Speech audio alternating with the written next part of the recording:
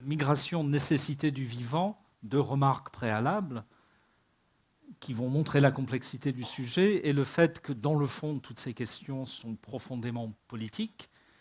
Oui et non. Les migrations, d'abord, si on prend le mot dans le sens le plus général, les mouvements de population, le fait que les gens ne restent pas statiques. Nécessité du vivant, oui et non. Le heureux qui, comme Ulysse, a fait un beau voyage, mais tout l'intérêt du poème est de souligner que l'objet du voyage, quelque part, c'est le retour à la maison. Alors, après un long périple, bien sûr, après 10 années d'excuses plus ou moins fantaisistes pour justifier auprès de Pénélope le retard de l'arrivée, mais n'empêche, c'est comme si le voyage, la migration, le déplacement avait pour objet d'assurer un retour à la maison. Et du coup, entre cette migration de nécessité du vivant et l'apparente nécessité d'un enracinement, d'une maison, d'un lieu, d'un foyer qui soit privilégié, il y a une tension dès le départ, tension qui s'inscrit dans la philosophie. Vous savez sans doute qu'un certain nombre de philosophes ont beaucoup réfléchi sur cette question et qu'un certain nombre de philosophes, souvent désignés comme plus conservateurs que les autres, ont mis l'accent sur la nécessité pour l'homme d'avoir un foyer, un lieu privilégié, un chez lui, ce qui semble au minimum mettre une tension autour de l'idée selon laquelle l'émigration serait une nécessité du vivant en général. Et, petit problème avec le casque qui tend à glisser, ça doit être la faute de mes oreilles, je pense, plutôt que la faute du casque. Et puis d'autre part, le mot migration qui pose un certain nombre de questions. Deux questions finalement, qui sont toutes les deux intéressantes par rapport au sujet qui nous occupe ici ce soir. Premièrement, traditionnellement, les migrations sont le fait des animaux non humains et pas le fait des humains. Il y a encore des gens, des puristes du vocabulaire, qui vous diront que l'application aux humains de l'adjectif migratoire est une sorte de solécisme, et peut-être d'ailleurs un solécisme marqué de quelque chose de politiquement néfaste. Les oiseaux sont migrateurs.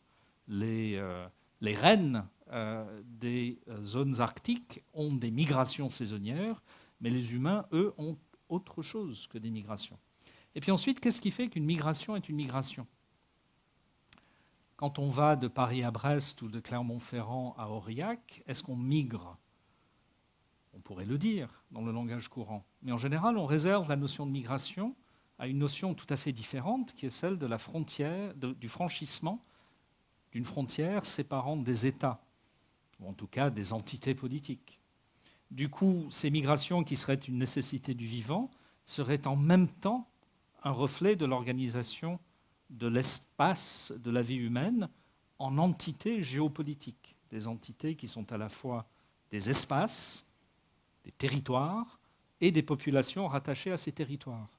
Et du coup, sans faire des choses très compliquées, on passe de la notion des migrations comme nécessité du vivant à l'idée des migrations comme produit de la division de la Terre en espaces politiques disjoints les uns des autres. Alors, la vérité n'est ni d'un côté ni de l'autre de cette réflexion, elle est quelque part entre les deux, dans la relation qu'entretiennent ces deux référentiels, le référentiel finalement de l'humain comme un aspect du monde des vivants, et le référentiel de l'humain absolument spécifique, animal politique doué de parole et de raison, pour reprendre les termes du philosophe grec Aristote de l'Antiquité, pour qui les références du vivant, des animaux, des oiseaux, des grands mammifères ou des insectes sont des références un petit peu hors sujet. Alors, ce n'est pas simplement pour le plaisir de faire des arguties, même si c'est une des formations professionnelles que je reconnais bien volontiers, que je vous propose ces quelques éléments de cadrage initial, parce que ces réflexions aident à montrer à quel point la notion de nomadisme est plus complexe qu'il n'y paraît et relève d'une description, bien sûr. On peut décrire les différents types de modes de vie nomades et la manière par laquelle ces modes de vie nomades se rattachent à des environnements physiques. J'aurai l'occasion d'y revenir tout à l'heure, notamment en insistant, comme il a été dit en introduction, sur la vulnérabilité des populations nomades face aux transformations de leur environnement. Je prendrai l'exemple du changement climatique, notamment, comme facteur de pression sur ces populations à cet égard. Mais en même temps, outre ce registre descriptif, ce registre du catalogue, il y a un deuxième registre qui est de comprendre comment la notion de nomadisme, pour prendre le jargon des sciences sociales, se construit. C'est-à-dire qu'un mot qui nous paraît renvoyer à une sorte d'évidence naturelle, ou en tout cas d'évidence sociale, qui nous est donnée par l'histoire et par la géographie, se révèle en réalité une catégorie politique et juridique qui s'inscrit dans la construction des États.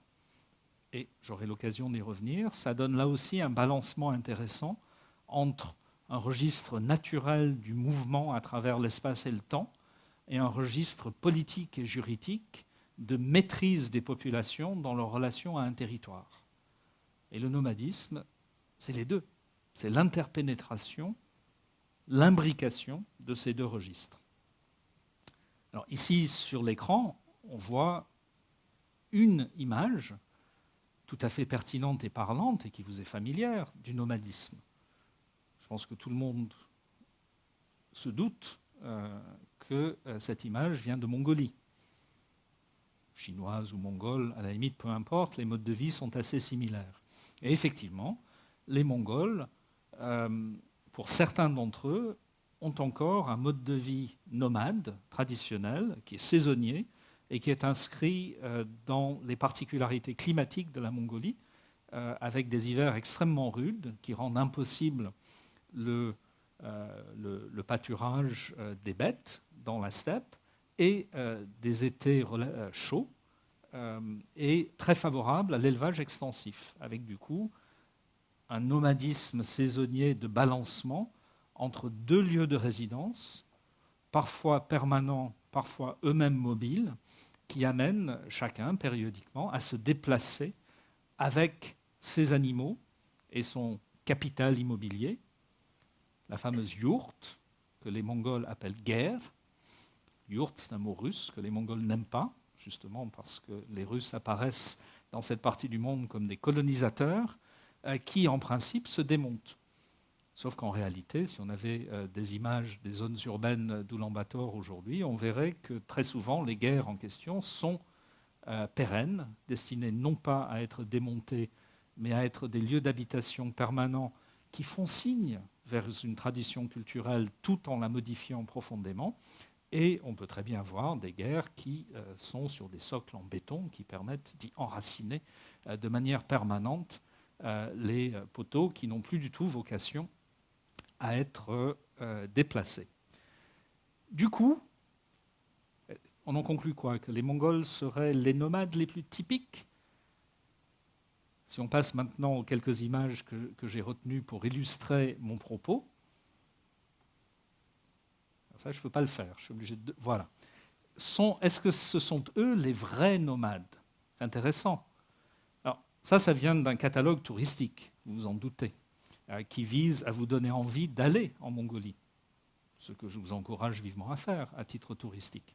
Mais en quoi ces nomades-là seraient-ils, plus que d'autres, des vrais nomades?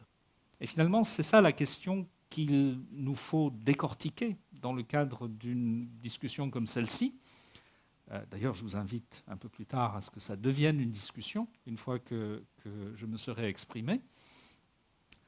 Le nomadisme, ça serait donc ça, particulièrement. Ce seraient des gens qui, 2 fois par an, se déplaceraient avec sur le dos de leurs bêtes, leurs biens matériels, et dans leur tête, l'ensemble du capital humain, du patrimoine immatériel qui fait leur culture. Mais en même temps, nous avons de multiples autres références de ce qu'est le nomadisme qui ne correspondent pas forcément à ce schéma et qui montrent la complexité d'une notion qui nous invite à réfléchir et pas seulement à décrire. D'autant plus que le mode de vie nomade en Mongolie, lui-même, quand on creuse un petit peu, est moins naturel qu'il n'y paraît. C'est un mode de vie qui, certes, est hérité d'une longue tradition culturelle, mais a été reconfiguré par le régime communiste qui a gouverné la Mongolie de 1921 à 1991 tout d'abord, et ensuite par le régime post-communiste qui lui a succédé, qui a créé différents types de régimes juridiques de propriété foncière, différents types d'identité et d'état civil qui permettent aux gens d'être nomades. Mais qu'il faille leur permettre d'être nomades, c'est une manière de dire que ce mode de vie est sans doute moins simple qu'il n'apparaît dans le catalogue.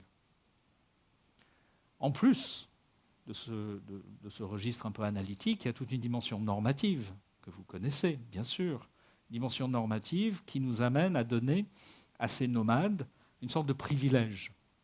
Ils auraient quelque chose que nous n'aurions pas. Ils auraient un rapport à quelque chose qui serait plus profond, plus authentique. Ils auraient des secrets. Peut-être. Mais en tout cas, avant de conclure que ce sont eux les vrais nomades, par opposition à je ne sais quel faux nomade, encore faudrait-il voir la diversité des représentations que nous avons du nomadisme et un certain nombre des implications de cette diversité. Parce que si ce sont eux les vrais nomades, en même temps,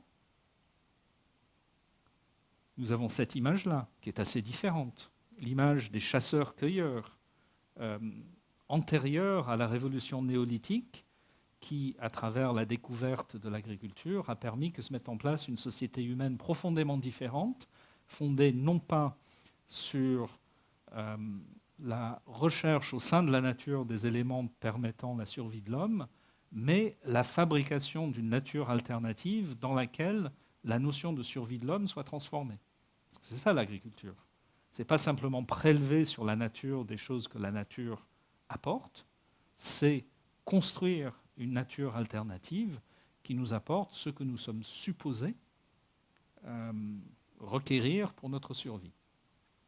Monsieur Pic vous a peut-être raconté d'ailleurs que les données archéologiques et anthropologiques montrent que la révolution agricole, à bien des égards, a été dommageable pour la survie physique de l'espèce humaine. Ça a permis la multiplication des individus au prix d'une réduction considérable de leur santé physique, de leur vigueur, de leur diversité alimentaire, de leur longévité. De telle sorte qu'on aurait fait une sorte de pacte faustien où la technologie agricole nous aurait permis d'être plus nombreux et donc plus forts collectivement, mais en même temps chacun plus faible individuellement.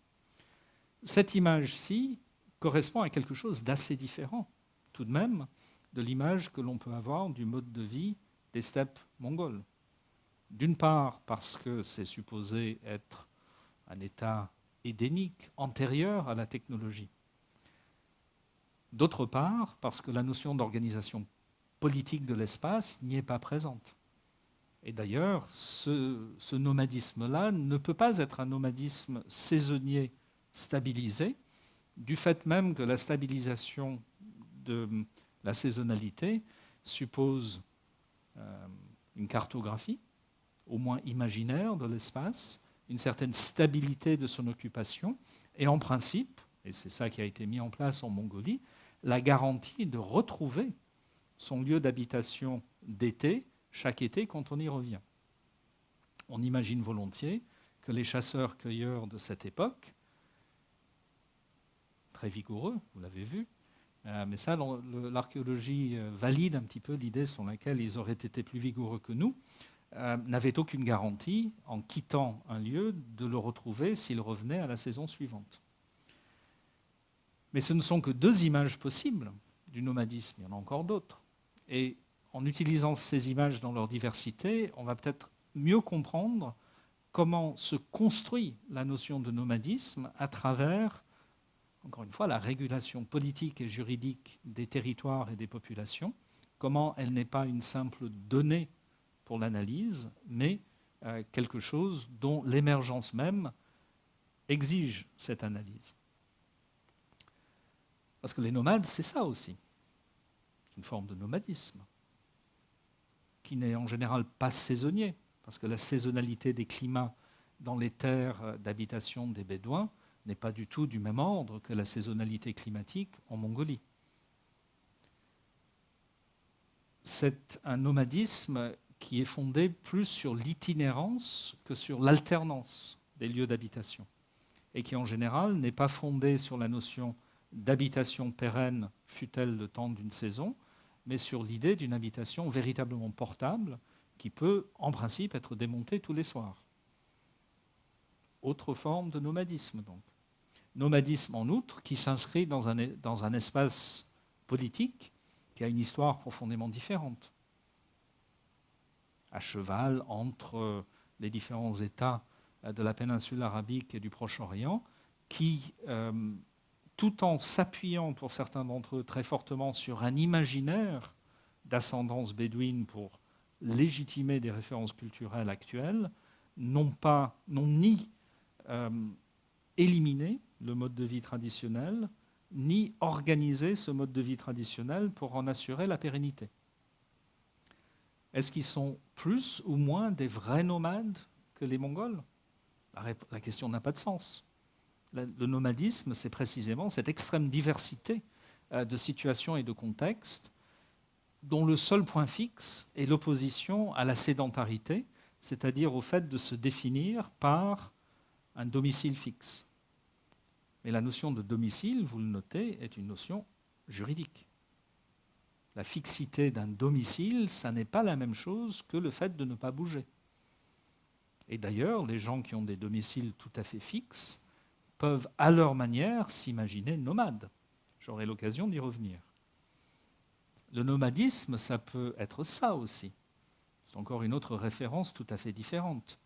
Une aire d'accueil de gens dits du voyage, quelque part en France, depuis qu'il est fait aux collectivités territoriales, vous le savez, aux communes, l'obligation d'aménager de telles aires, ce que toutes les communes ne font pas, loin de là.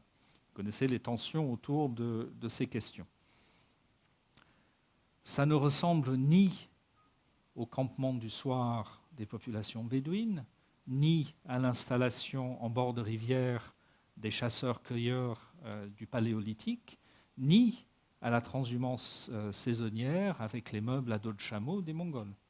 C'est encore autre chose, mais c'est de nouveau une certaine forme de nomadisme. J'insiste à nouveau sur le fait que ça n'est pas qu'il soit plus vrai ou plus faux que les autres, c'est que cette extrême diversité de situations nous amène à nous interroger sur ce qui fait l'unité du phénomène. Et puis dans un autre genre, avec à peu près les mêmes véhicules, mais un contexte social, politique, culturel, imaginaire profondément différent, un campement de gens dits roms, à Bobigny en l'occurrence, qui ne ressemble pas du tout à une aire d'accueil de gens du voyage, notamment parce que ça n'est pas une aire d'accueil, parce que la notion d'accueil n'y occupe aucune place. C'est une zone de tolérance et de non-droit qui permet à des populations qui, historiquement, ne sont plus depuis longtemps des populations nomades, d'occuper un espace de quasi-nomadisme dans une société, la société française, qui est particulièrement réticente à admettre qu'on puisse être nomade à proprement parler. La différence entre cette image et la précédente est la différence entre deux références ou deux référentiels qui sont pourtant tout à fait contemporains, assez proches dans l'espace, et qui renvoient pourtant à des réalités profondément différentes. Dans un cas, l'organisation, certes contestée, mais finalement très encadrée sur le plan juridique et réglementaire, d'une certaine forme très particulière et très limitée de circulation sans domicile fixe à l'intérieur du territoire d'un État, et dans un autre cas, l'impossibilité d'organiser à l'intérieur d'un territoire qui n'est pas celui d'un État, mais celui d'une union d'États, l'Union européenne, la mobilité de personnes dont la tradition culturelle est nomade, mais la réalité sociale sédentaire. Là aussi, un peu comme en Mongolie, mais dans un contexte différent et avec des résultats très différents, la volonté très forte des régimes communistes, en Bulgarie, en Roumanie, en ex-Yougoslavie, en Tchécoslovaquie ou en Hongrie, a été de sédentariser les populations nomades qui étaient perçues dans leur nomadisme comme une menace pour l'ordre public socialiste. Mais cette sédentarisation, souvent contrainte, souvent liée à l'enfermement dans des formes de misère sociale très accentuées, a supprimé la référence culturelle du nomadisme sans donner en échange, c'est bien connu, vous le savez tous, à travers la lecture des journaux dans le cadre des polémiques sur ces situations justement, sans donner en échange les bénéfices de l'appartenance pleine et entière à la société socialiste jusqu'en 1991 ou aujourd'hui à la société de consommation. Et cet entre-deux est une forme de nomadisme dans le monde contemporain, mais une forme qui a des propriétés tout à fait différentes de celles que nous avons vues précédemment. Et puis, le nomadisme, c'est aussi un produit touristique. Cette image vient du même catalogue que l'image qui montrait les Mongols comme des vrais nomades, par opposition, faut-il croire, à tous les autres que je vous ai montrés, qui seraient des faux nomades. Ici, il s'agit de nous dire que la Mongolie serait nomade par nature. Ce qui est assez curieux.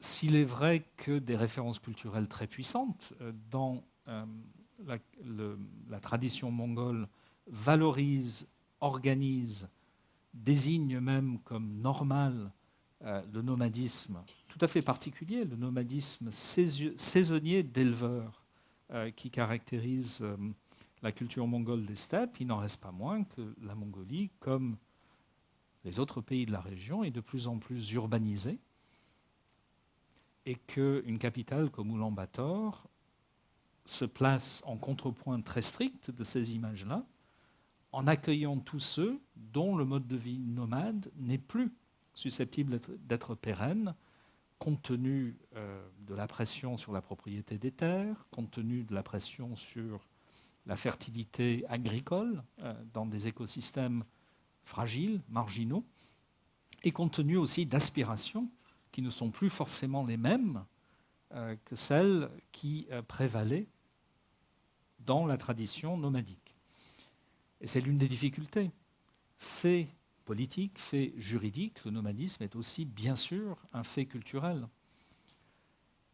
Ce mode de vie, présenté ici pour la consommation touristique, donc présenté comme quelque chose auquel on peut accéder par procuration en prenant l'avion, est quelque chose qui est évidemment riche de sens, riche de bienfaits, de traditions, mais également grévé par de multiples servitudes. Et les jeunes nomades n'ont pas forcément envie de rester nomades. Est-ce donc qu'ils trahissent leur nature de Mongols en s'installant à la ville ? Cette tension existe dans nombre de sociétés où le nomadisme est à la fois une référence traditionnelle et quelque chose qui n'apparaît plus cohérent avec les modes de vie d'aujourd'hui. On retrouve le même phénomène, je n'ai pas les images, c'est dommage parce qu'elles seraient tout à fait parlantes si j'avais pu en trouver à temps. Il en va de même dans les sociétés du Golfe arabe, qui sont caractérisées presque plus encore que la Mongolie, compte tenu de l'importance de la rente pétrolière dont elle bénéficie, par un choc frontal au sein de chaque personne, finalement, entre une référence culturelle qui, du point de vue de la norme, du point de vue des valeurs, est bédouine. Chaque Émirati, chaque Qatari est censé être au fond de lui-même et se pense au fond de lui-même bédouin. Mais en même temps, comme le sait chacun qui y a passé ne serait-ce que quelques heures en transit dans l'un des aéroports, en même temps des lieux d'hypermodernité consumériste où l'aspiration bédouine est complètement ensevelie sous l'aspiration au progrès matériel le plus contemporain, le plus actuel et le plus clinquant. Et cette tension entre des schémas de référence culturelle incompatibles, mais en même temps profondément liés dans la vie quotidienne des gens, caractérise l'actualité d'un certain nombre de sociétés dont le nomadisme est une référence de plus en plus imaginaire face à la transformation technique, structurelle, économique des sociétés. Et il est évident que ce n'est pas du tout la même chose de partir dans le désert avec un chameau et une tente pliée sur son dos, le dos du chameau, j'entends bien sûr, que de partir dans le désert avec un gros 4x4 et la tente pliée dans le coffre. Et bien sûr, on observe aisément que la manière la plus habituelle pour notamment les gens relativement jeunes de ces sociétés d'aller respecter leur identité bédouine dans le désert, ça n'est pas avec un chameau, mais avec un 4x4. Est-ce qu'on trahit sa nature en faisant ça? Ça mérite discussion. Alors, un mot là-dessus, bien sûr. Surtout parlant ici en tant que fonctionnaire de l'UNESCO, je me dois de souligner qu'il faut se méfier de cette opposition. La tradition et la modernité ne sont pas plus incompatibles qu'ennemis. La question, c'est de savoir comment les cultures évoluent et comment elles peuvent se transformer tout en restant elles-mêmes, non pas par fidélité mécanique à leurs origines, mais par intégrité interne dans l'évolution de la vie des individus et des collectivités. Du coup, il n'est pas du tout impossible de créer une nouvelle synthèse de traditions culturelles et de modernité. Quant à savoir si telle ou telle société y est parvenue, ça c'est une autre discussion. Et du coup, à la limite, le nomadisme, ça peut être ça. Ça, c'est la réduction à l'absurde. C'est-à-dire que le nomadisme n'est plus du tout le fait de ceux qui ont un mode de vie nomade, mais exclusivement de ceux qui consomment ce mode de vie comme produit touristique. C'est vendu comme tel, c'est acheté comme tel, et il ne s'agit même pas de critiquer, mais juste de constater qu'il y a un attrait pour cela, mais qui n'est pas l'attrait d'un mode de vie à proprement parler, mais l'attrait de l'imaginaire que nous pouvons avoir d'une vie, et ça renvoie à la toute première image du catalogue touristique de la Mongolie, qui serait plus simple et qui porterait des secrets que nous aurions perdus. Cette nostalgie d'un état plus pur, d'un état antérieur à la technologie, antérieur peut-être au découpage du monde en territoires étatiques, est quelque chose qui marque notre rapport au nomadisme et qui vient souligner que ce nomadisme n'est pas simplement un fait qu'il s'agirait de décrire ou d'observer, mais une construction imaginaire qui est présente dans nos têtes, à des degrés divers, selon où nous sommes et de quelle tradition nous héritons. Et puis, à l'extrême, le nomadisme, ça peut devenir ça. Ça peut devenir l'idée même pas d'un mode de vie, même pas d'un cadre culturel à consommer à travers le tourisme, mais d'une autoréférence qui, à travers de nouvelles formes d'organisation du travail, permettrait de désigner tout un chacun comme nomade en puissance. Alors, est-ce que cet usage, je n'ai pas volontairement flouté l'origine du transparent, c'est juste que ça n'est pas lisible dans la résolution disponible, mais tant mieux, parce que le but n'est pas de faire référence à celui qui l'a produit, ni au contexte où il a été produit, mais d'insister sur le fait que le nomadisme, c'est ce qui permet au personnel, et pas aux personnes, de se connecter au système d'information à partir de n'importe quel endroit. Et du coup, ce nomadisme, c'est une relation entre une personne mobile, mais pas migrante, et pas à proprement parler nomade, parce que dotée d'une forme de domicile fixe, mais cette domiciliation est une domiciliation numérique. C'est comme un fil à la patte, la connexion qui rattache la personne en question au système d'information dont il est l'acteur, dont il est en quelque sorte le visage humain. Les informaticiens utilisent parfois pour plaisanter et pour se moquer des êtres humains le terme wetware. Vous connaissez peut-être hardware, software, le matériel et le logiciel.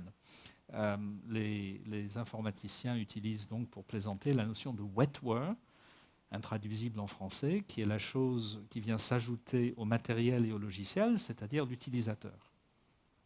Le wetware, parce que notre cerveau est fait très largement d'eau. Et vous notez d'ailleurs que la question qui est posée sur ce slide, mais ce n'est pas la seule question que l'on pourrait poser par rapport à ce paradigme, ce sont les risques de sécurité des systèmes d'information qui sont posés par le nomadisme des personnels qui les exploitent. Comme si nous étions au service de ces systèmes d'information au lieu que ce soit l'inverse. C'est une représentation intéressante à la fois de la puissance de l'imaginaire nomade, l'idée que l'on puisse utiliser le terme de nomadisme pour essayer de dire que tout ça c'est bien, et puis d'autre part, d'un certain nombre de difficultés qui sont inhérentes à la notion, et j'aurai l'occasion d'y revenir dans un instant, à savoir que le nomade pose problème. Et il pose problème parce qu'il va sans qu'on sache très bien où il va, il fait sans qu'on sache très bien ce qu'il fait, il voyage léger, et donc il peut voyager loin, et il peut mettre en péril les systèmes d'information et les infrastructures sécurisées de l'entreprise. Et je vous demande juste d'imaginer un instant la manière par laquelle on pourrait, en tant que fonctionnaire d'un ministère de l'Intérieur, faire à peu près le même slide, mais en négatif cette fois-ci, en remplaçant entreprise par État. Alors, c'est plus qu'une vue de l'esprit. Et c'est là où je voudrais en venir presque au cœur de ce que j'aimerais vous dire ce soir, et ensuite je tirerai un certain nombre de conclusions de ce noyau d'analyse. Le nomade, dans la société moderne au sens large, c'est-à-dire depuis la Renaissance, la société de la modernité au sens des historiens, et non pas la société contemporaine, c'est celui qui fait exception au principe d'organisation étatique de la vie humaine. Un État, c'est quoi? Un État, c'est une entité juridique qui prétend disposer de la souveraineté sur un territoire et une population définis l'un par rapport à l'autre. Le territoire étant celui où habite la population et la population étant celle définie par le territoire où elle habite. Cette prétention à la souveraineté n'est pas toujours réussie. Il y a des États qui se voudraient tels et qui ne le sont pas, on le constate chaque jour, mais les États qui se stabilisent dans le temps, qui prospèrent, sont les États qui prétendent avec succès exercer cette souveraineté sur le territoire et la population par lesquels ils se définissent. Alors, l'idée du nomadisme n'est pas manifestement incompatible avec l'idée d'État, à condition que ce soit à l'intérieur d'un territoire. En revanche, si on regarde les choses historiquement, et qu'on analyse même de la manière la plus sommaire, la manière par laquelle les États se fabriquent historiquement, on se rend compte que le souci de contrôler les flux de personnes, de marchandises et d'idées, et j'ajouterais les flux de pathogènes, les flux de maladies, bien avant qu'on comprenne les vecteurs de la maladie, ont été au cœur d'une entreprise politique qui visait à remplacer le bazar médiéval, de territoires superposés avec des juridictions baroques, des extraterritorialités, des dispenses, des régimes spéciaux qui font ressembler notre fameux millefeuille administratif de la décentralisation à la française à un chef-d'œuvre d'architecture rationnelle, par quelque chose de simple, clair, monolithique, où chaque chose a sa place, chaque chose a une seule place, et c'est en dernière analyse le législateur, le roi, la volonté générale, qui détermine quelle est la place de chaque chose. Cet imaginaire de l'État s'inscrit pas simplement dans la tête de certains acteurs, mais aussi dans toute une série de réalités administratives qui permettent que l'état d'idées sur comment les choses devraient être organisées deviennent réalité, description de la manière par laquelle les choses s'organisent. Et par rapport à cela, le nomade pose de multiples problèmes. Premier problème, il risque d'échapper à l'enregistrement, à l'état civil et au service militaire. Et nos États, en Europe d'abord, puis par l'expansion coloniale partout dans le monde, sont des États d'enregistrement. Des États qui veulent compter les gens, savoir qui ils sont et savoir quelles obligations leur incombent. Obligation fiscale, plus tard obligation scolaire, obligation de vaccination, obligation militaire.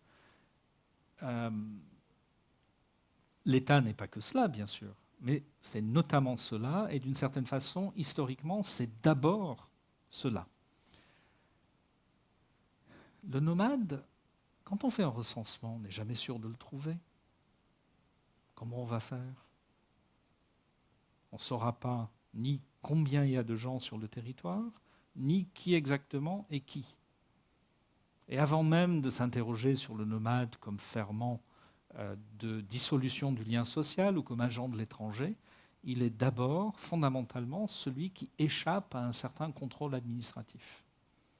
Ensuite, le nomade, il est susceptible de véhiculer des idées hors du contrôle d'un État qui a des idées relativement claires sur ce que les gens devraient penser, dire et faire. Aujourd'hui, nous sommes habitués à l'idée qu'un État puisse se fonder sur un certain nombre d'idées de droits et de libertés fondamentaux qui permettent, qui valorisent et même qui encouragent la liberté d'expression et la liberté de circulation des idées. Mais historiquement, ce n'est pas ainsi que les États se sont mis en place. Ensuite, les nomades, j'y reviendrai dans un instant sur des aspects très concrets et très réglementaires, ce sont des gens qui, du point de vue économique, exercent des métiers, font des choses qui risquent d'échapper au contrôle fiscal et réglementaire de l'État économique. Tous ceux qui, les marchands ambulants, les forains, tous ceux qui vont de village en village au gré de la disponibilité des marchandises et des besoins à fournir, sont des gens à qui on va avoir beaucoup de mal à imposer la TVA, par exemple. Bien sûr, c'est anachronique. L'État naissant du XVIIIe siècle n'avait pas le problème d'imposer la TVA. Mais néanmoins, du point de vue d'une vision fiscale d'ensemble, le nomade est toujours susceptible d'échapper à l'impôt. Et d'ailleurs, dans un contexte tout à fait différent, les nomades de l'hyperclasse capitaliste mondialisée, pour parler un petit peu comme le monde diplomatique, sont des nomades qui précisément échappent à l'impôt parce qu'ils ne sont jamais nulle part en particulier assez longtemps pour qu'on leur mette la main dessus.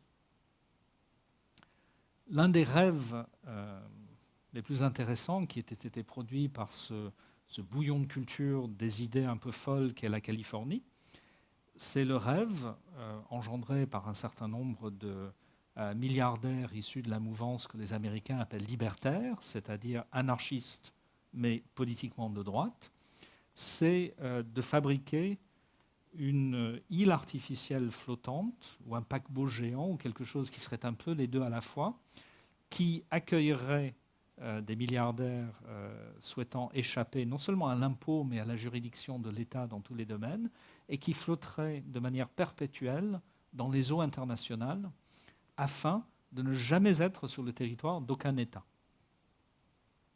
C'est une forme de nomadisme, ça aussi, revendiqué, recherché, et qui vise précisément à mettre le nomade en opposition à l'État. Évidemment, quand on est milliardaire, on peut. D'autres nomades doivent subir cette volonté qu'a l'État de les contrôler. Et puis enfin, et là aussi vous le savez très bien, mais c'est une question qui n'est pas toujours mise en relation avec les précédentes, nos États modernes, depuis le XIXe siècle, depuis qu'on a découvert un certain nombre de choses sur l'origine des maladies et leur mode de contagion, sont des États sanitaires. Les villes ont été refaites au XIXe siècle pour éradiquer le choléra, par exemple. Le commerce international a été régulé au XIXe siècle pour empêcher la contagion internationale de la peste, par exemple, à travers la mise en place de mécanismes de quarantaine obligatoires et ainsi de suite. Et le nomade, par excellence, c'est celui qui est susceptible de faire parvenir des maladies dans des zones précédemment indemnes.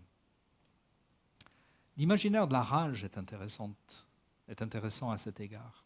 Alors, la rage concerne plutôt des animaux vecteurs, bien sûr, mais un certain nombre de travaux tout à fait intéressants ont montré comment l'imaginaire de cette maladie à la fois très mobile et très souvent mortelle, sert à poser le problème des choses qui vont là où elles ne devraient pas aller et le besoin de les contrôler.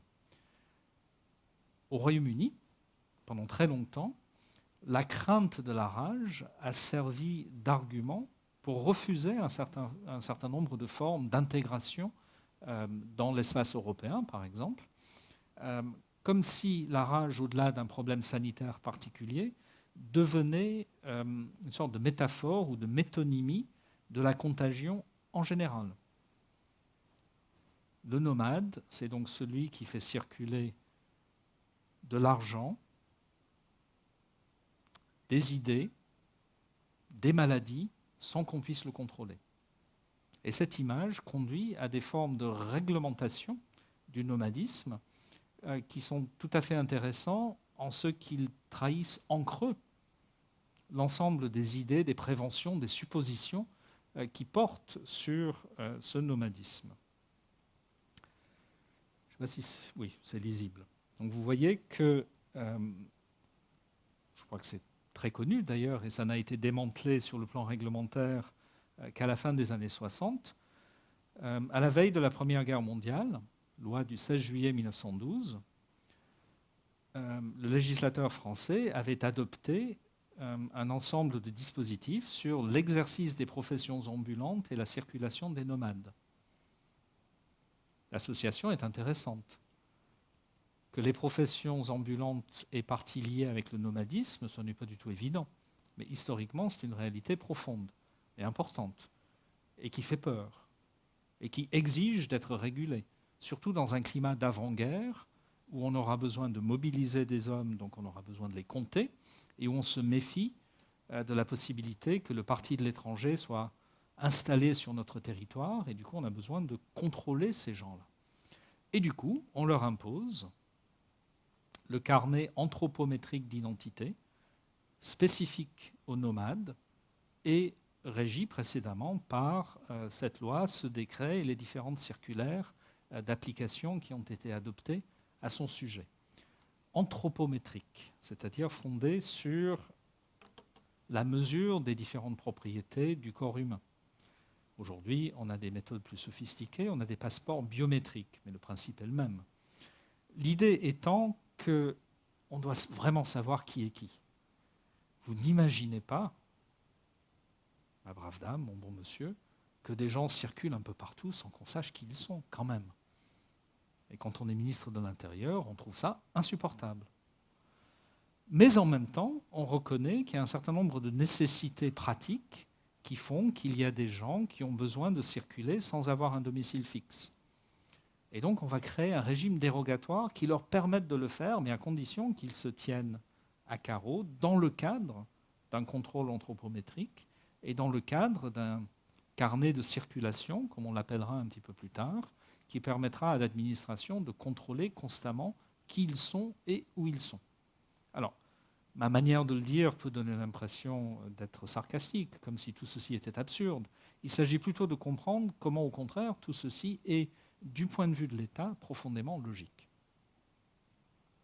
Du coup, être nomade au XXe siècle, en France, mais pas seulement en France, bien au-delà de la France, c'est avant tout faire exception.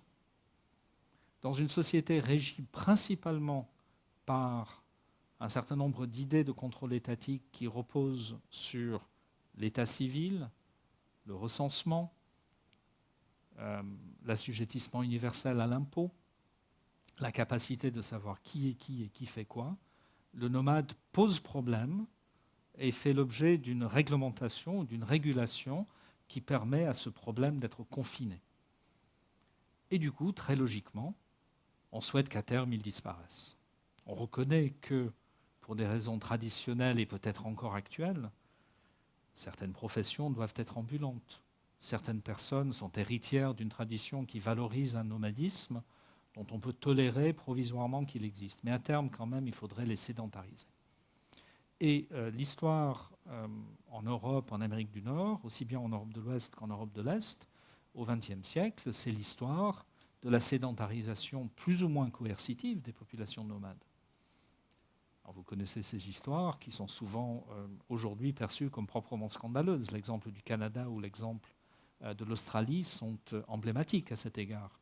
Vous avez peut-être lu récemment, dans les derniers mois, dans les journaux, les intenses polémiques qui prévalent au Canada, aussi bien au niveau fédéral qu'au niveau des provinces, et notamment au Québec, sur la politique mise en œuvre jusque dans les années 60 de séparation forcée des familles des populations autochtones du Grand Nord afin de scolariser en ville les enfants et de les contraindre à se sédentariser, à adopter le mode de vie occidental par rejet délibéré et voulu du mode de vie de leurs parents, de leurs grands-parents, de leurs ancêtres.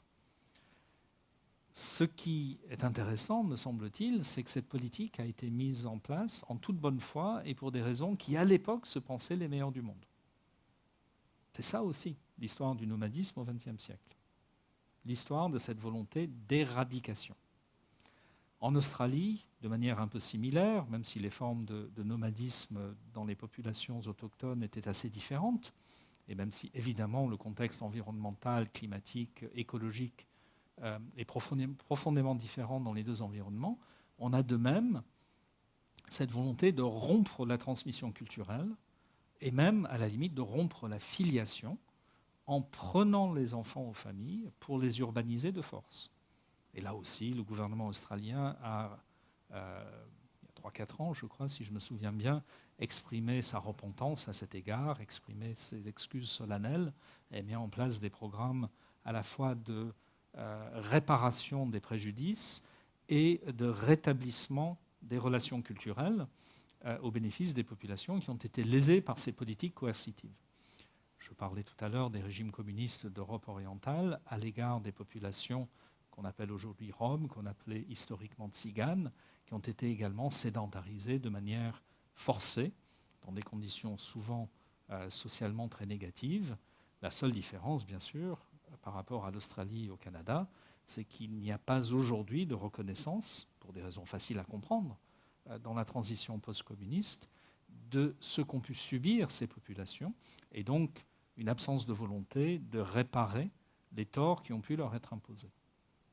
Alors, ça pose la question, mais ça je le garde pour un éventuel échange avec vous dans quelques minutes, de savoir si on peut imaginer un mode de coexistence, de mode de vie véritablement nomade et de sociétés étatisées modernes qui soit plus paisible et plus équilibrée que celle qui a émergé au XXe siècle. Rien n'est moins sûr. Le nomadisme fonctionne à la fois d'un point de vue pratique et imaginaire dans des espaces ouverts. Ouverts au double sens où il n'y a pas de frontières fortes qui en barrent l'entrée ou la sortie, et au sens où il y a de la place pour que chacun s'y retrouve.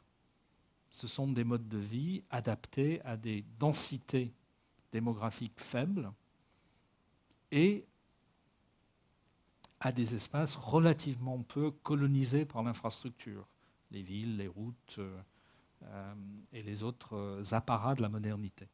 Une fois que le monde a été restructuré par l'agriculture, le bitume, le béton et l'acier, c'est beaucoup plus difficile de redonner place au nomadisme. Et d'ailleurs, vous le savez, et là on rejoint le thème général, la migration comme nécessité du vivant, que cette construction de l'espace par l'infrastructure pose des problèmes redoutables aux espèces animales mobiles également. Vous savez, il y a des polémiques souvent assez cloche-merlesques sur cette question, souvent reflétées dans les journaux, mais qui sont lourdes de signification quant au maintien de la biodiversité dans un certain nombre d'espaces, sur, par exemple, la nécessité de ménager des chemins de migration des crapauds, alors qu'on doit en même temps installer une ligne à grande vitesse.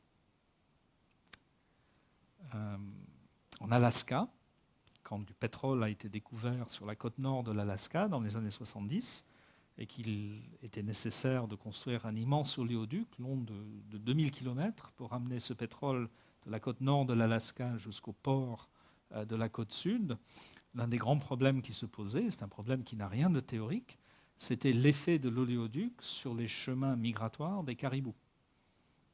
Et il a fallu concevoir, parce qu'à l'époque, la pression environnementale était forte en Alaska, elle le serait sans doute beaucoup moins aujourd'hui, parce que le climat politique a changé. Il a fallu à l'époque aménager l'oléoduc de telle manière qu'il permette la migration des caribous, notamment en le surélevant suffisamment pour qu'il passe en dessous. Les ingénieurs détestaient ça, parce que ça le rendait vulnérable, et ça impliquait toute une série de difficultés techniques. Mais en l'occurrence, au moins provisoirement, le caribou avait gagné cette bataille politique-là.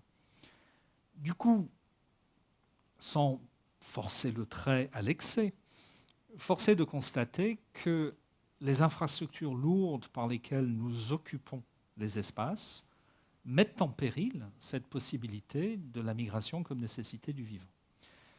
S'y ajoute, et là, ça n'est pas propre à l'Europe ou à l'Amérique du Nord ou aux zones anciennement infrastructurées, pour garder cette métaphore, mais un peu partout dans le monde, des pressions environnementales viennent se surajouter à celles politiques, culturelles, réglementaires et d'infrastructures qui pèsent sur la vie nomade, de telle manière que, en Mongolie, dans un certain nombre de parties de l'Amazonie, au Tibet, dans un certain nombre de régions d'Afrique orientale, dans certaines parties du Sahel, la pérennité de modes de vie nomades fortement ancrés et relativement peu touchés jusqu'à récemment par ce qu'on appelle un peu trop vite le développement, est sérieusement remise en cause.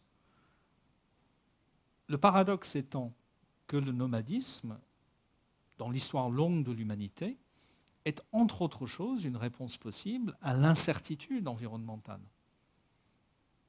Quand on a la garantie d'une fécondité constante du milieu naturel qui nous donne toujours assez à manger, on n'est pas obligé de bouger. En revanche, quand l'environnement est incertain, comme il a généralement été dans l'histoire de l'humanité, la capacité de se déplacer, et donc notamment la capacité de porter avec soi son patrimoine, au sens le plus large, son patrimoine matériel, mais aussi son patrimoine immatériel, pour prendre la distinction qui préside à l'approche par l'UNESCO de ces questions, était une condition de survie. Aujourd'hui, parce que nous sommes dans un monde moins ouvert, un monde beaucoup plus plein, un monde où il y a moins de place, c'est l'inverse. C'est la contrainte environnementale sur des modes de vie stabilisés autour d'une logique nomade qui rend impossible de pérenniser celle-ci parce que la possibilité d'aller un peu plus loin n'existe plus.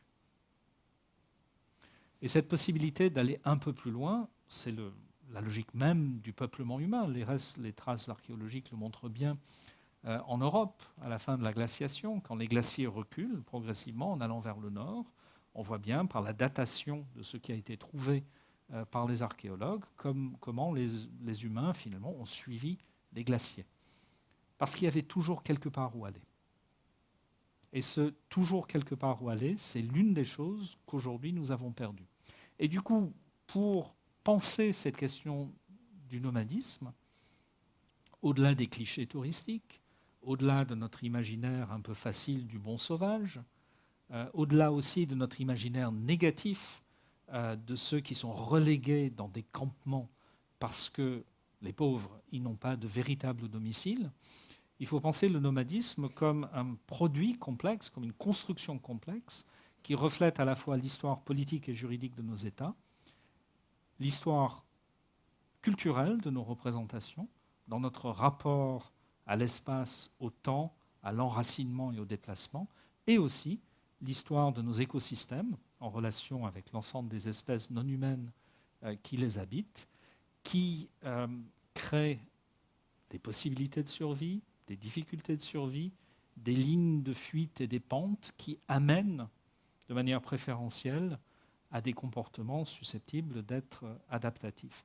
Et c'est le croisement de tout ça qui fait le nomadisme aujourd'hui, dans un monde très rempli, dans un monde peut-être à certains égards trop plein, de telle sorte que la simple revendication qu'on laisse aux nomades la place d'être nomades, pour généreuse qu'elle soit, apparaît en pratique assez irréaliste. Je n'ai aucune réponse à apporter à cette difficulté, je n'ai aucune solution, mais j'espère que ces quelques mots, plus que quelques mots quand même, 50 minutes, que ces 50 minutes de parole vous ont aidé à interroger un certain nombre de vos présupposés, peut-être vous donner envie d'aller plus loin dans la compréhension de l'extrême diversité de ce que peut être le nomadisme dans le monde d'aujourd'hui, de son histoire complexe et de ses possibilités tout à fait incertaines d'évolution. Je vous remercie. Bon, merci beaucoup. Alors nous allons prendre encore une demi-heure ensemble pour les questions du public auxquelles vous voudrez bien répondre. Monsieur.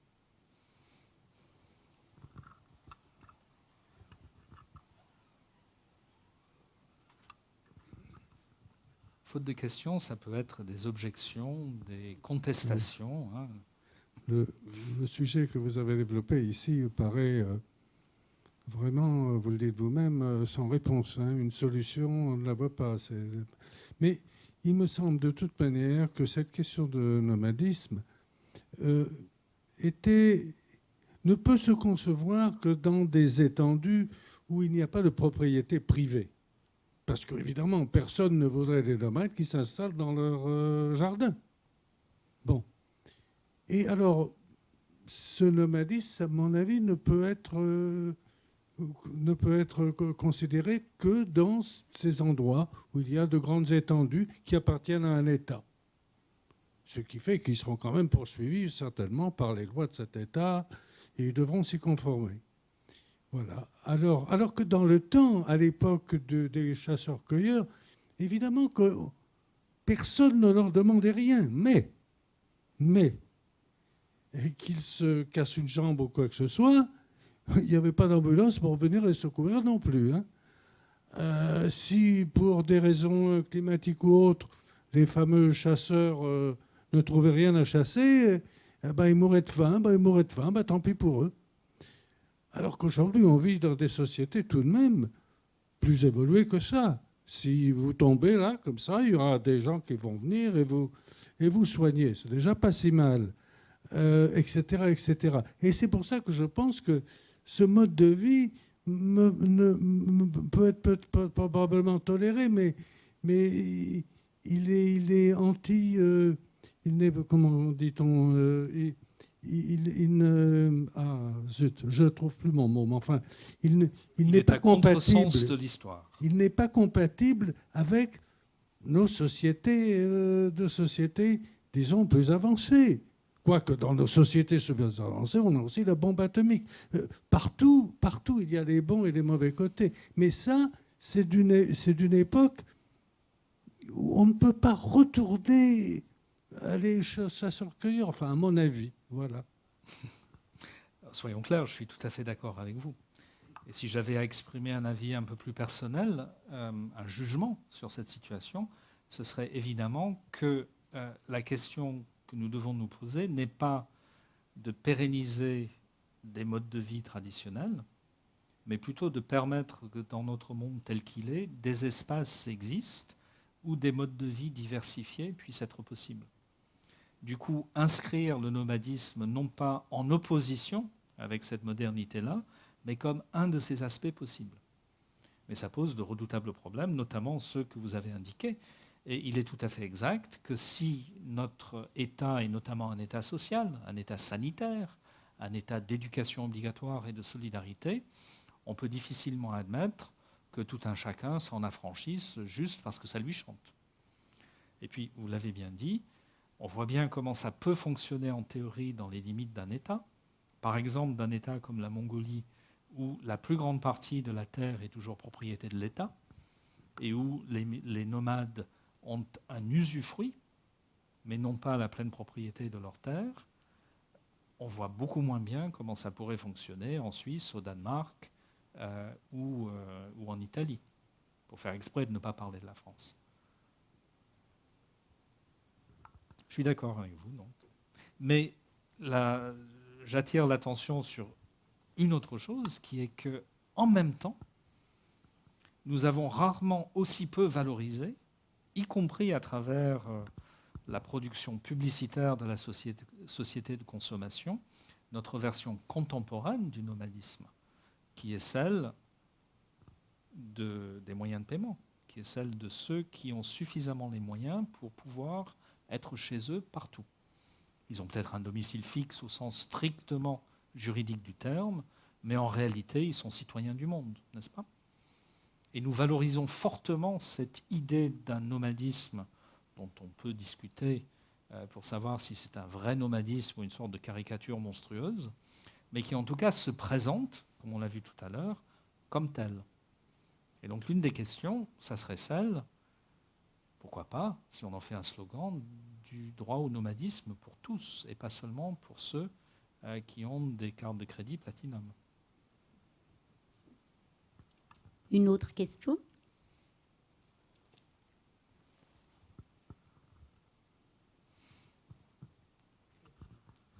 Merci pour votre brillant exposé sur ce nomadisme, qui est un phénomène effectivement qui n'est pas localisé dans le passé, mais qui, bien sûr, se développe aussi dans la modernité. Peut-être, quand on évoque l'ostracisme vis-à-vis des nomades, faut-il mentionner absolument l'ostracisme nazi qui a bien entendu visé à exterminer ces nomades, les gitans en particulier dans le milieu européen. Mais d'une façon plus, disons, plus générale, il y a dans la modernité quand même des facteurs. J'agrée tout à fait au fait que le nomadisme et la propriété soient un vrai problème, et que justement, c'est pour ça que en Mongolie, comme vous l'avez souligné, la propriété collective facilite le nomadisme ou le pérennise d'une certaine manière. Mais pour avoir été en Mongolie, j'ai vu qu'il y avait une tendance, effectivement, dans la sédentarisation. C'est incontestable. Vous avez cité Ulaanbaatar. Il suffit de voir la banlieue, on va dire, d'Ulaanbaatar qui s'étend d'année en année. Et on peut penser que dans ce cadre-là, le nomadisme se restreint en même temps que la propriété collective. Mais d'autres signes nous montrent que le nomadisme dans la modernité peut aussi augmenter, s'accroître. Vous n'avez pas évoqué, mais ça en fait partie, je pense, les forains, tous les éléments qui se déplacent avec des manèges et qui vont de ville en ville, qui n'ont pas vraiment toujours de domicile fixe et qui sont quand même très bien tolérés en France. Ils sont même revendiqués et même commandés pour se produire, et tout ça est assez bien organisé. Il y a aussi en France tous ces terrains qui sont communaux et qui sont mentionnés comme accueil pour les nomades. Ça, je crois que malheureusement, ils sont mal utilisés. Mais ça existe vraiment. Donc, de ce point de vue-là, il y a des éléments positifs. Mais surtout, voilà, c'est ce phénomène de caravane qui reste en grand développement et caractéristique de la modernité. Et là, ce qu'on aurait aimé, vous qui avez une overview, si je peux dire, au niveau donc, des instances donc mondiales, c'est de nous dire si finalement, des chiffres, si finalement c'est cette vision de restriction un peu, on va dire, de la Mongolie, qui est de décroissance du phénomène nomadisme, ou au contraire, s'il n'y a pas une extension du fait du phénomène caravanier, les gens qui vont passer, je prends un exemple, des gens qui vont passer 6 mois au Maroc parce qu'ils y sont mieux, ils ont plus chaud, ils sont retraités, ils vont avoir des conditions meilleures, une vie moins chère, donc ils se déplacent. Au fond, est-ce que le phénomène étant vraiment en régression, en but au contrôle pointilleux étatique, ou peut-être échappe-t-il et en croissance, en expansion, et échappe-t-il finalement à ces contrôles? Telle est la question. Des chiffres, si vous avez. C'est une très bonne question. Je crois que vous avez raison à l'échelle du court moyen terme. Je faisais référence tout à l'heure à l'abolition du document de circulation obligatoire pour les nomades en France, qui, sauf erreur de ma part, date de 1969. Et à l'échelle d'une quarantaine d'années, il y a effectivement eu levée dans un certain nombre de pays, dont les pays d'Europe occidentale, sinon des préventions à l'égard des nomades, du moins de certaines des formes très contraignantes de réglementation qui leur étaient imposées. Mais ça correspondait aussi à l'idée selon laquelle la politique de sédentarisation réussissant, on aurait moins besoin de s'en préoccuper. Alors, vous avez tout à fait raison de dire qu'il y a des phénomènes nouveaux qui apparaissent, et je ne voudrais surtout pas être perçu comme ayant ni décrit, ni annoncé, ni défendu l'idée d'une disparition du nomadisme. C'est plutôt son réaménagement que je trouve intéressant. Vous avez mentionné, par exemple, les retraités. Je ne connais aucune étude d'ensemble sur cette question qui compare entre les différents pays. En revanche, aux États-Unis, c'est un phénomène qui a été pas mal étudié, et les mouvements saisonniers ou le nomadisme véritable des retraités est un phénomène important et en expansion, qui est lié, comme vous le dites à juste titre, par l'émergence de toute une catégorie de véhicules nouveaux qui permettent ce nomadisme. En revanche, ça se situe clairement, peut-être pas en opposition, mais en tout cas en forte différence par rapport aux formes traditionnelles de nomadisme. Ça n'en est pas la continuation, et loin d'être une opposition au principe du contrôle par l'État du territoire et de la population, c'en est la stricte expression, puisque le retraité, par définition, doit pouvoir toucher sa retraite pour avoir ce mode de vie nomade. Et du coup, non seulement il n'échappe pas à l'état civil, au système de sécurité sociale, il en revendique le bénéfice. Et ces nouvelles formes de nomadisme choisies posent la question de leur sens culturel. Alors, ce n'est pas un jugement, ce n'est pas être pour ou contre que de constater qu'il ne s'agit pas, dans ce cas-là, de la perpétuation d'une longue tradition de nomadisme qui est dotée d'un sens culturel fort, mais plutôt de l'émergence de formes alternatives de consumérisme. D'hédonisme, de consumérisme. De même, alors en France, il y a des études, un certain nombre d'études. Donc là, on a une aire d'accueil des gens du voyage, pour prendre le vocabulaire administratif. Vous voyez que c'est relativement vaste. Ce n'est pas des tout petits espaces, même s'il y a des communes qui, de manière plus ou moins malveillante, ont volontairement aménagé des espaces totalement inutilisables. Et d'après les études dont on dispose, c'est un phénomène qui concerne plusieurs centaines de milliers de personnes. On ne sait pas exactement combien. Mais en tout cas, ce n'est pas 10, 15 ou 20 000 personnes, c'est beaucoup plus. Ce sont pour la plupart, non pas les héritiers d'un mode de vie traditionnellement nomade, mais les gens qui se sont construits un mode de vie nomade à partir soit d'une opposition à la société de consommation, parfois, ça existe encore, soit plus souvent au cœur même de celle-ci. Et souvent, effectivement, soit des retraités, soit en tout cas des personnes avec des métiers nomades, au sens là de l'idéologie d'entreprise. Parce que pour pouvoir, en étant actif au sens du marché du travail, tout en étant nomade au sens de la caravane, il faut être nomade dans ce sens-là. C'est-à-dire avoir la capacité de se connecter au système d'information à partir de n'importe quel endroit. Et la technologie nous y encourage.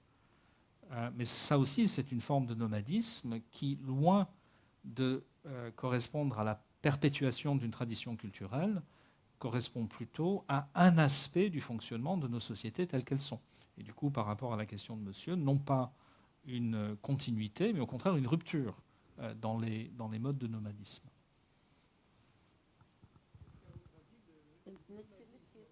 Monsieur, s'il vous plaît, parlez dans le micro et de manière...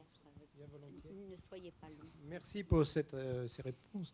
Est-ce que, à votre avis, la notion de nomadisme intellectuel qui est manifestée par certains poètes, Simo Siné en Irlande ou Kenneth White en France aujourd'hui, a quelque validité? C'est un peu marginal par rapport à votre conférence. Merci. Non, la réponse est oui, mais à un niveau un petit peu différent de celui que j'ai adopté, qui était beaucoup plus fondé sur la matérialité politique, juridique et environnementale. Mais l'une des raisons pour lesquelles nous valorisons culturellement le nomadisme, même ceux d'entre nous qui ne sont en rien nomades, c'est que nous l'associons à quelque chose de très fortement ancré dans nos représentations collectives, qui est l'idée de la liberté comme absence d'ancrage, l'idée de l'ancrage comme détermination, l'idée de la pleine réalisation de soi comme arrachement à ce qui nous détermine. Et nous nous disons, sans doute avec beaucoup de naïveté et une certaine condescendance, que les nomades, les vrais nomades, eux, seraient plus libres à cet égard. D'où le fait qu'on essaye de vous vendre la Mongolie à travers la notion du secret simple. D'ailleurs, s'il est simple, il faut vraiment qu'il soit secret, sinon tout le monde pourrait y accéder. L'idée que ces gens-là, par leur mode de vie, sont détenteurs de quelque chose qui nous échapperait. Et du coup, l'idée selon laquelle on pourrait être à la fois nomade dans sa tête et sédentaire dans ses fesses, si je puis dire, bien posé sur son fauteuil, c'est une idée extraordinairement tentante. Est-ce qu'il n'y a pas une certaine complaisance de la part des intellectuels à vouloir le beurre et l'argent du beurre? Est-ce qu'on peut être nomade sans être nomade? Est-ce qu'on peut être nomade sans avoir cette nécessité de mettre tout ce qui nous appartient de matériel sur le dos du chameau? C'est une question qui mérite d'être posée. L'idée de s'échapper simplement par le jeu de l'imagination, c'est une idée aussi ancienne que la poésie et la littérature, dont il faut toujours se demander. Et c'est un peu c'est pas le message de cette image, mais c'est finalement ce que soulève cette image comme problème. C'est quelque chose qui mérite d'être interrogé. Encore une question ici. Oui, en lien un petit peu avec la notion de liberté qui vient d'être évoquée, je voulais savoir si de nouveaux phénomènes comme les tuffers, c'est-à-dire les sons qui se déplacent de rave party en rave party, et ceux qui occupent les ZAD, les zones à défendre, peuvent pas être assimilés à de nouvelles formes de nomadisme. Je ne sais pas si vous connaissez ces phénomènes, mais oui, les tuffers, là, Tout à fait. Alors pour citer une référence, M. Maffezoli dirait sans réserve oui. Je ne sais pas si vous connaissez ses travaux.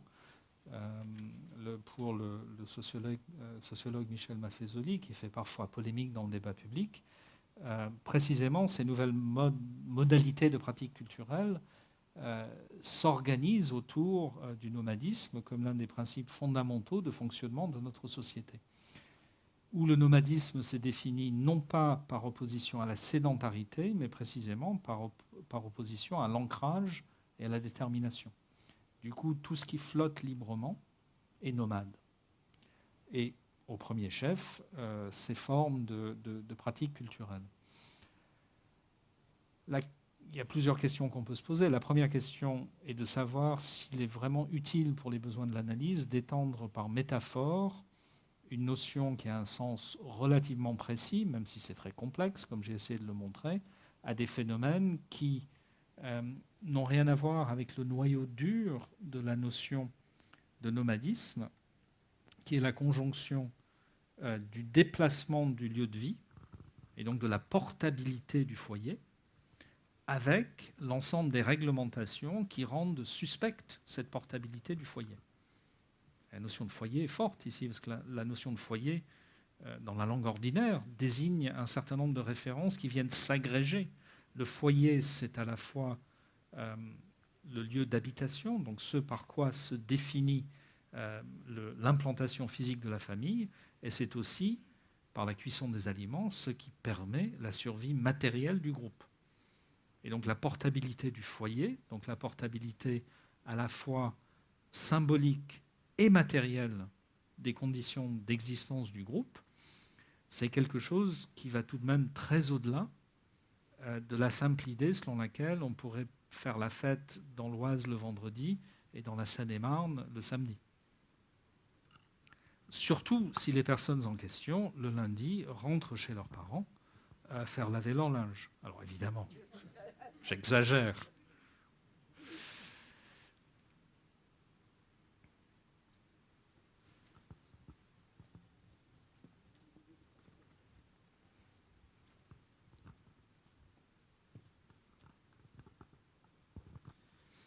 Je constate en fait la méfiance et la fascination que les gens ils ont pour ces modes de vie.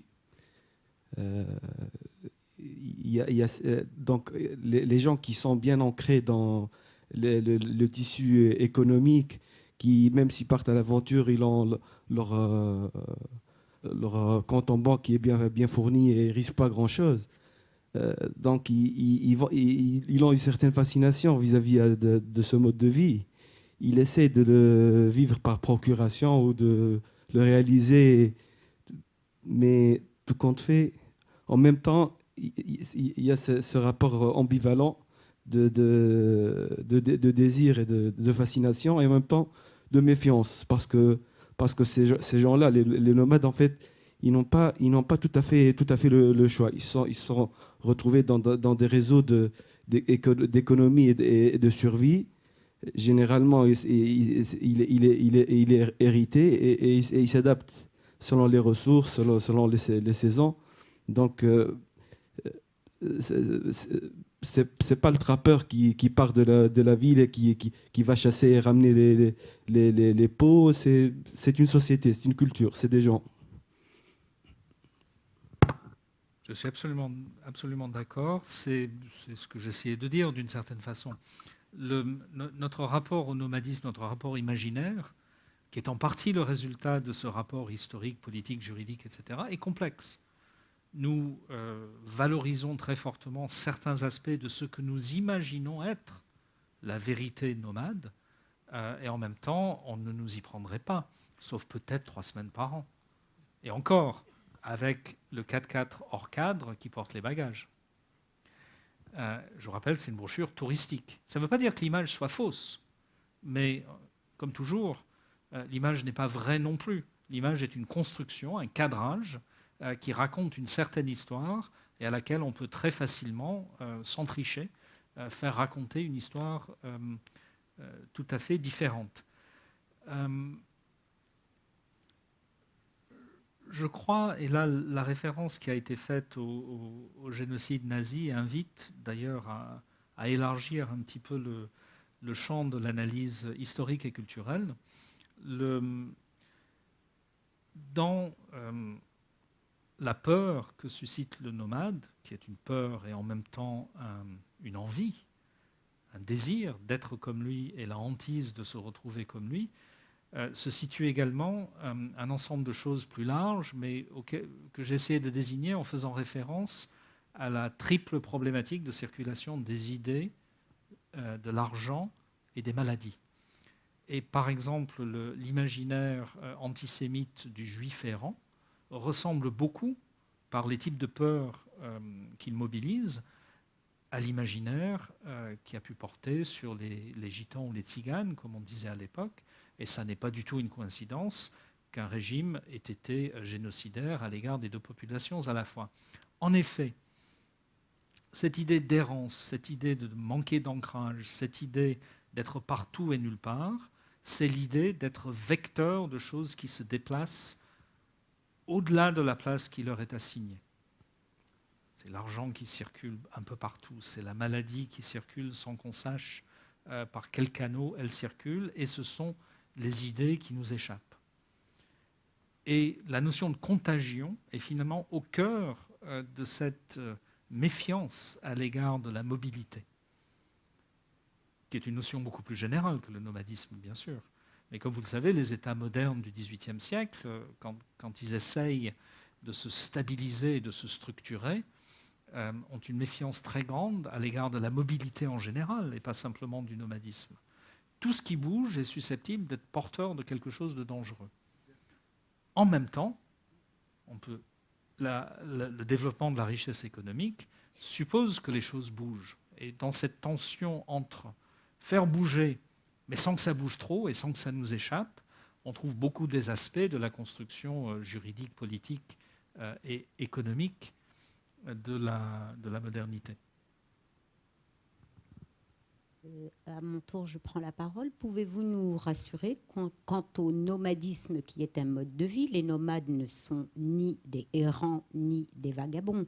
Ils sont plutôt bien structurés et ils tirent parti des milieux souvent hostiles qu'ils traversent. Oui, absolument.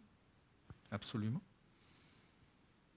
J'ai insisté sur la manière dont ils sont perçus parce que la réalité de leur existence est conditionnée aussi par la manière dont ils sont perçus.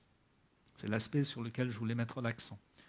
Pour ne pas donner l'impression qu'il y aurait d'un côté un mode de vie qui est ce qu'il est, et de l'autre côté des peurs et des fantasmes à son égard. Il y a un va-et-vient historique puissant à travers les mécanismes politiques et juridiques qui fait que les peurs influencent le mode de vie, et le mode de vie se transforme en réponse aux peurs. C'est sur ça que je voulais mettre l'accent.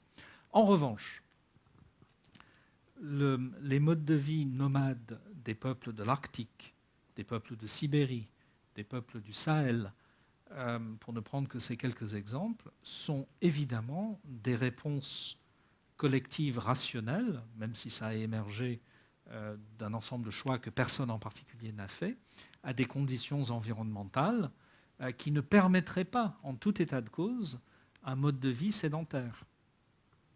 Il n'est pas possible d'habiter l'extrême nord du Québec, ou plutôt, jusqu'à très récemment, il n'était pas possible d'habiter l'extrême nord du Québec sans adopter un mode de vie nomade. L'une des difficultés, qui est une difficulté politique et culturelle également, c'est que désormais la technologie rend possible la sédentarisation dans l'Arctique, avec des conséquences qui sont souvent jugées déplorables pour les communautés qui y vivent, mais qui en même temps souhaitent bénéficier des avantages de cette civilisation matérielle. Vous y faisiez référence tout à l'heure en parlant des urgences médicales. Et le Groenland est un exemple tout à fait intéressant à cet égard. C'est un pays très vaste en kilomètres carrés, très peu peuplé, dans une situation politique assez compliquée, de colonialisme en partie consenti et accepté, mais en même temps rejeté sur un certain nombre de plans symboliques, et où la préoccupation du mal-être des jeunes, de l'alcoolisme, du suicide, est au cœur de tout le débat social, avec l'idée selon laquelle la sédentarisation que rend possible la technologie dans ces zones qui, du point de vue écologique, sont extrêmement marginales, détruit un mode de vie traditionnel sans rien mettre à sa place. Et on a les mêmes débats en Alaska aux États-Unis, dans le nord du Québec, et en Sibérie. On le sait mieux aujourd'hui à mesure que l'espace sibérien est moins fermé au regard extérieur. Pendant l'ère soviétique, il était extrêmement difficile d'avoir la moindre information dessus. On sait aujourd'hui à quel point ces espaces, aujourd'hui très largement sédentarisés, notamment par la volonté à l'époque de l'État soviétique, fabriquent des sociétés qui peuvent apparaître à bien des égards pathologiques, où, encore une fois, le mode de vie traditionnel est détruit sans que le mode de vie technologique moderne soit à proprement parler viable. Ce sont donc des sociétés sous perfusion, sous dépendance, souvent très littéralement, parce qu'ils dépendent entièrement, par exemple, de leur approvisionnement alimentaire la plus grande partie de l'année d'une logistique à longue distance de transport ferroviaire et aérien. Et de ce point de vue-là, quand on fait le contraste, on peut effectivement se dire qu'entre les formes urbaines industrielles de sédentarisation dans ces zones environnementales marginales et les modes de vie traditionnels, beaucoup d'avantages sont attachés au mode de vie traditionnel. Ça, c'est absolument vrai.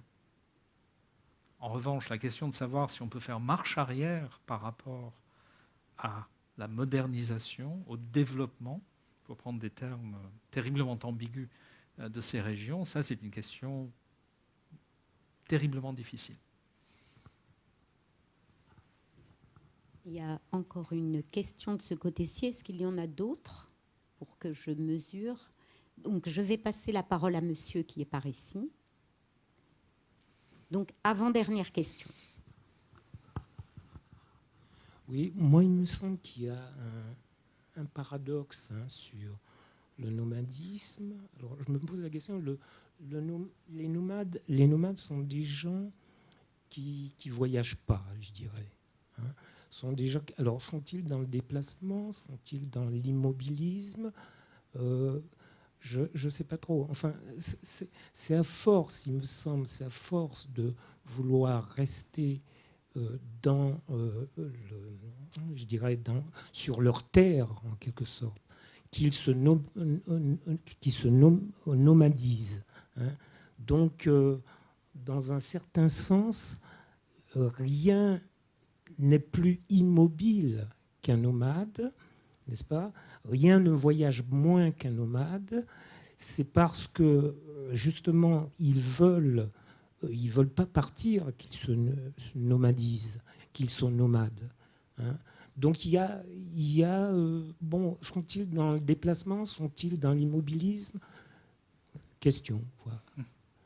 C'est une belle question anthropologique et spéculative. Je crois que la raison de ce paradoxe est très liée à ce que je disais tout à l'heure sur la portabilité. En effet, quand vous quittez votre maison pour aller ailleurs, il n'y a pas de doute, vous vous déplacez, vous voyagez, et vous avez une maison à laquelle revenir. Heureux qui, comme Ulysse, etc. Mais quand vous prenez votre maison avec vous, vous bougez ou vous ne bougez pas? Alors, par rapport à un certain imaginaire spatial, qui est celui des cartographes, très littéral, vous bougez, bien sûr. Et d'ailleurs, en GPS, vous bougez.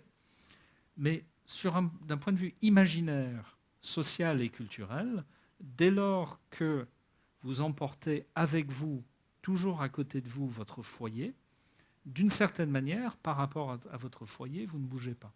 Et je crois que c'est ça le sens profond du paradoxe que vous mettez en évidence, qui est que ce en quoi le nomadisme est mobile, c'est par rapport à une forme de représentation de l'espace qui est elle-même, non pas arbitraire ou contestable, mais qui n'est que l'une parmi les représentations possibles de l'espace. Celle qui envisage l'espace à 3 dimensions, mesuré par des mètres, et susceptible de faire l'objet de déplacements qu'aujourd'hui on peut repérer par des systèmes satellitaires. Et vous savez que cette représentation de l'espace, qui nous est absolument évidente, les enfants à l'école primaire apprennent le mètre. Le mètre, c'est amusant d'ailleurs qu'en français, le mètre et le mètre aillent aussi bien ensemble avec les deux orthographes. Le mètre, ce n'est pas une manière de mesurer les choses, c'est la mesure des choses. Mais vous savez que l'idée même d'une mesure universelle de la distance, c'est une construction sociale et historique, 1, récente, 2, complexe. Il y a un très joli livre d'un historien sur ce sujet qui s'appelle justement La mesure de toute chose, par allusion à la philosophie antique, qui raconte l'histoire très, très concrète par laquelle, l'Assemblée révolutionnaire en 1791 a décidé qu'il fallait mesurer le mètre, défini comme 1/10 du quart de circonférence de la Terre, et ensuite a mis en œuvre le processus pratique de mesure de la circonférence de la Terre pour les besoins de la détermination du mètre. Et c'est une histoire fascinante, en pleine guerre en plus, où des géomètres ont été amenés avec les méthodes de géomètres, donc par triangulation, ce qui suppose de trouver des points hauts d'où on puisse observer d'autres points hauts et de mesurer des angles et ainsi de suite, à mesurer la fameuse méridienne dont on a fêté l'anniversaire, je ne sais plus quand exactement, dans les années 90, qui a permis ensuite la définition du mètre comme ayant la longueur que nous lui connaissons aujourd'hui et qui a aujourd'hui été redéfinie en fonction de grandeurs qui n'ont rien à voir avec la circonférence de la Terre, puisque c'est défini aujourd'hui comme à partir de la vitesse de la lumière et de la vibration des atomes. Mais l'idée d'adopter le mètre n'était pas un débat sur le fait de savoir s'il fallait le mètre, le yard, la lieue, 53 cm, autre chose. Non, c'était une question beaucoup plus profonde, proprement philosophique, au siècle par excellence des philosophes, le XVIIIe siècle, quant à savoir s'il était possible de tout mesurer par une mesure unique et abstraite qui serait indépendante de l'activité humaine. Vous savez sans doute que dans la France d'Ancien Régime, les mesures de longueur variaient d'un endroit à l'autre. Les terres agricoles se mesuraient pour les besoins de la fiscalité, de l'héritage, du partage des terres, de leur cession et de leur acquisition, non pas en art ou en centillard ou dans une autre unité de surface, mais en journée. Et selon les régions et selon la nature des terres, selon la pente du sol, selon les types de cultures ou d'activités agricoles, la journée avait une valeur très variable. Puisque la journée, c'était littéralement la surface susceptible d'être labourée ou équivalent par un homme en un jour.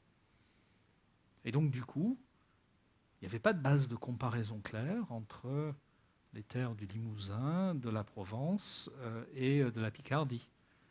Et tout le monde trouvait que c'était très bien ainsi. Parce que l'enjeu de la mesure n'était pas de soumettre l'extrême diversité des situations à un principe abstrait, mais au contraire de refléter concrètement et de matérialiser cette extrême diversité des situations. Et d'une certaine manière, quand nous nous interrogeons sur le fait de savoir si le nomade est mobile ou immobile, nous reflétons cette difficulté conceptuelle de savoir s'il y a un sens à superposer à l'activité humaine telle qu'elle est une mesure abstraite venue d'ailleurs, vitesse de la lumière, vibration des atomes, circonférence de la Terre, qui mesurerait cette activité indépendamment du sens qu'elle se donne à elle-même. Et du coup, le nomade est mobile sur nos cartes, qui présuppose toute cette histoire de la métrologie, qui a donné le mètre et ses dérivés, et en même temps s'inscrivent dans un schéma de référence qui est celui des nomades eux-mêmes, où, puisque je suis toujours à égale distance de mon foyer, que je porte avec moi, d'une certaine façon, je suis littéralement immobile. Les deux choses sont vraies, et en même temps, elles sont radicalement incompatibles. C'est aussi ça, la réalité de ce qu'est le nomadisme. Nous prendrons la dernière question ou réflexion de monsieur. Merci bien. Oui, donc l'escargot est un vrai nomade. Non, plus sérieusement, je vous ai entendu dire tout à l'heure, donc la technologie rend possible, et là j'attendais le nomadisme et vous avez dit la sédentarité.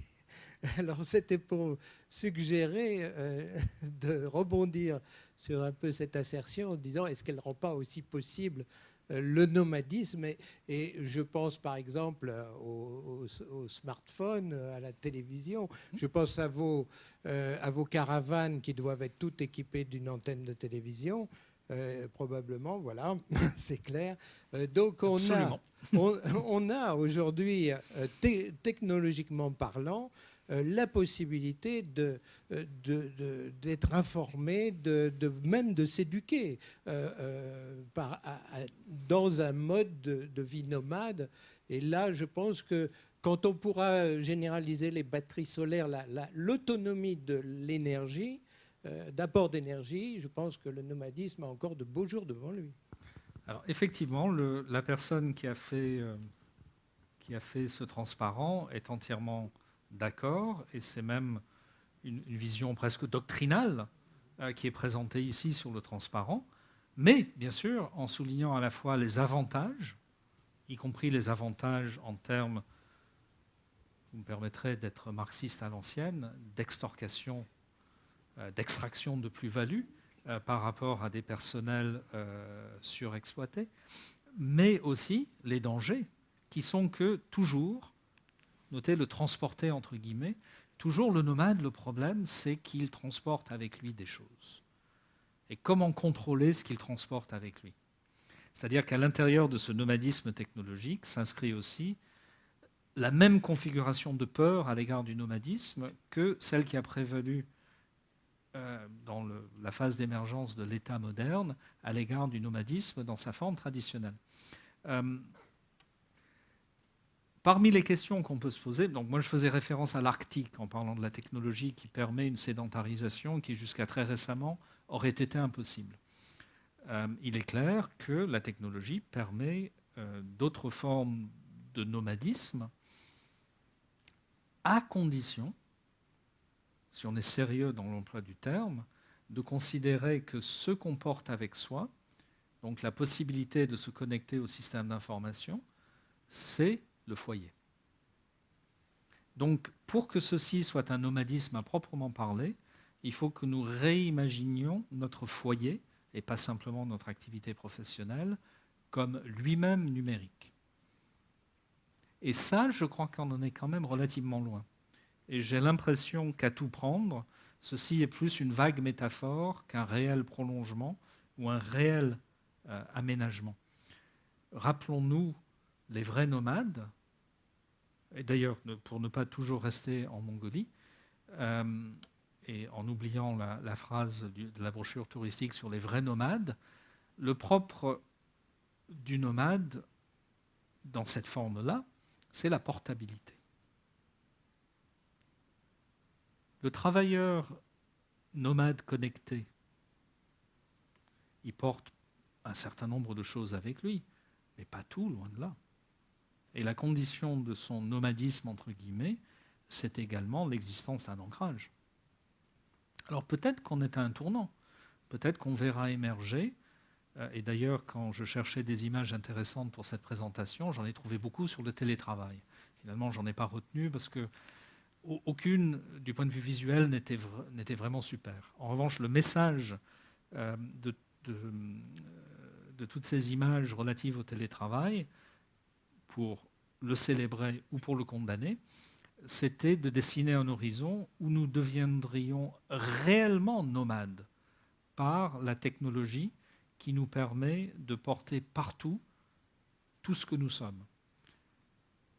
Mais ça serait drôle par rapport à notre manière de vivre quand même. Ça serait une transformation extrêmement fondamentale qui peut-être nous amènerait au type de nomadisme choisi, qui pourrait être celui-là, où finalement le monde entier pourrait ressembler à cela. Alors du coup, la question se poserait, comme le disait monsieur tout à l'heure, de savoir si on peut imaginer la généralisation de ce type de modèle au-delà de quelque chose de relativement marginal aux interstices. Parce qu'après tout, ces aires d'accueil sont aménagées par des communes qui, elles, n'ont rien de nomade. Alors, pour terminer sur un mode plaisant, certains d'entre vous, peut-être, ont lu le roman de Stephen King qui fait suite à Shining, Dr. Sleep. Je ne sais pas si ça a été traduit comme Docteur Sommeil ou Dr. Sleep, je ne suis pas sûr. Non? Personne n'a lu ça? C'est sorti l'an dernier ou il y a 1 an et demi. Si vous lisez le roman, alors effectivement, on peut aimer ou ne pas aimer le registre de Stephen King, mais si vous lisez le roman, vous verrez qu'il y apparaissent comme protagonistes maléfiques précisément des retraités en caravane. C'est intéressant. C'est un joli clin d'œil pour terminer. Et c'est un bon livre, par ailleurs. Merci beaucoup. Merci beaucoup.